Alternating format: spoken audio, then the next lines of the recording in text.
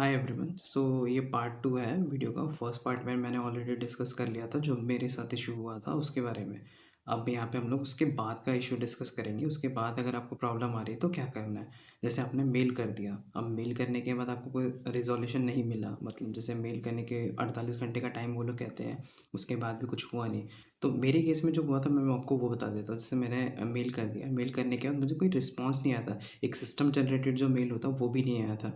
तो मुझे लगा क्या पता शायद ह्यूमन टच वगैरह देंगे शायद, तो वो मेल करते होंगे।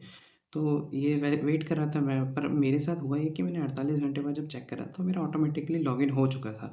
मतलब लॉगिन हो रहा था, वो इश्यू हट चुका था। जो उसमें लिखा हुआ था due to security reasons your account have been deactivated. तो ये प्रॉब्लम तो मेरी सॉल्व हो गई थी। पर अब मान लो आपके केस में नहीं हुआ, तो एक ऑप्शन है, पहले तो वही मेल का वेट करो, अब लॉगिन करते रहो। मतलब कि अगर इन केस हो जाता है तो अच्छी बात है, फिर तो कुछ करने की ज़रूरत नहीं है। बट एक और चीज़ होगी। जैसे मान लो आपने मेल करा और नहीं लॉगिन हुआ, तो वो आपको कॉल भी करते हैं। मतलब कॉल करेंगे शायद इस वीक के अंदर, 1 वीक के अंदर-अंदर आपको कॉल आएगा। इंटरनेशनल नंबर जैसा नंबर होगा, उससे कॉल आएगा, तो इन्हीं आपको पिक कर लेना। जो भी कॉल आए फिलहाल के लिए जब तक पिक कर लेना। वो उसमें पूछेंगे आपसे। तो मेरे केस में मेरे पास कॉल भी आई थी। उन्होंने पूछा था कि सर आपका ऐसे-ऐसे कंसर्न था, तो आपको मतलब क्या करना है? मतलब वैसे तो मैं यहाँ से देख पा रही हूँ रिज़ॉल्यूशन मिल चुका है आपको ऑलरेडी। मैंने बोला कि हाँ, मेरे साथ हो चुका है मैम, मेरे को कोई कुछ करवाना नहीं है आगे, फर क्वेरी कुछ नहीं है मेरी। तो उन्होंने कहा ठीक है सर, मैं यहाँ से क्लोज़ कर रही हूँ मैं।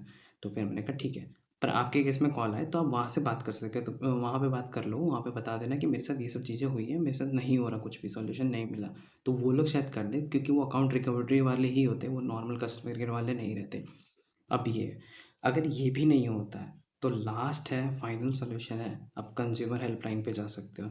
तो एक ऑनलाइन पोर्टल है, national consumer helpline dot com something ऐसे ही है। तो वहाँ पे जाना, वहाँ पे जाओगे तो वहाँ पे आप एक ऑनलाइन कंज़्यूमर में मतलब ऐसे कंप्लेंट रेज़ कर सकते हो। दूसरा ऑप्शन है, आप वेबसाइट पे जाओगे ना, तो वहाँ पे वेबसाइट पे आपको मिल जाएगा, व्हाट्सएप लिखा हुआ आ रहा होगा। तो सेम चीज़ व्हाट्सएप पे भी कर सकते हो। व्हाट्सएप पे जाके कंप्लेन, मतलब जो प्रोसेस स्टेप बाय स्टेप होता है, एक ऑटोमेटेड जनरेटेड वगैरह रहता है सब कुछ। तो वो सब कुछ आप वहाँ पे करोगे, फिल कर देना, बता देना ये इश्यू है, तो वहाँ से मतलब एक नंबर मिल जाएगा। फिर उसके बाद नहीं भी करना, तो शायद 8 से 8 के बीच में उनका कस्टमर केयर का नंबर भी है कंज़्यूमर हेल्पलाइन के लिए। तो उन पे सारा इश्यू बता देना, वो कंप्लेंट नंबर अपना रजिस्टर कर लेंगे, ये सब चीज़ें।